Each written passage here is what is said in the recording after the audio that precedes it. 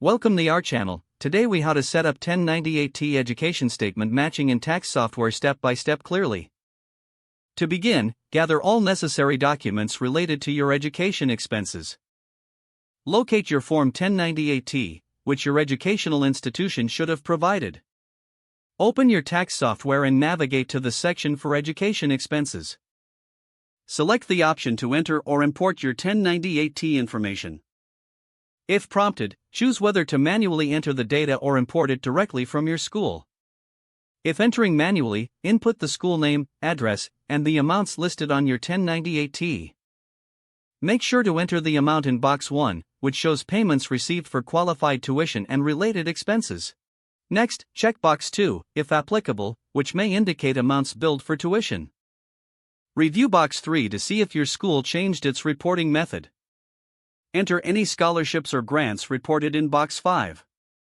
You may need to indicate if you're enrolled at least half-time to qualify for education credits. Proceed to any additional questions about your educational expenses. Ensure you enter other qualified expenses if applicable, such as fees or course materials. Once all information is entered, review the summary to confirm accuracy. Check for any error messages or flags the software may highlight. When satisfied with the information, proceed to finish your tax return. Save your work regularly to avoid any data loss during the process. Finally, consult the IRS guidelines or a tax professional if you have any questions about your eligibility for education credits.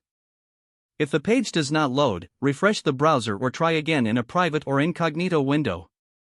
Make sure you are using the correct email address, then retype it carefully to avoid small typos. If your password is not accepted, use the reset option and create a new strong password you can remember. Check your spam folder for verification or security emails, then complete any requested confirmation steps. Enable two-factor authentication if available to improve account security and reduce unauthorized access risk. After signing in, review your profile details so your contact information and settings are accurate and current. If you see an error message, note it down and try again after restarting your device and internet connection.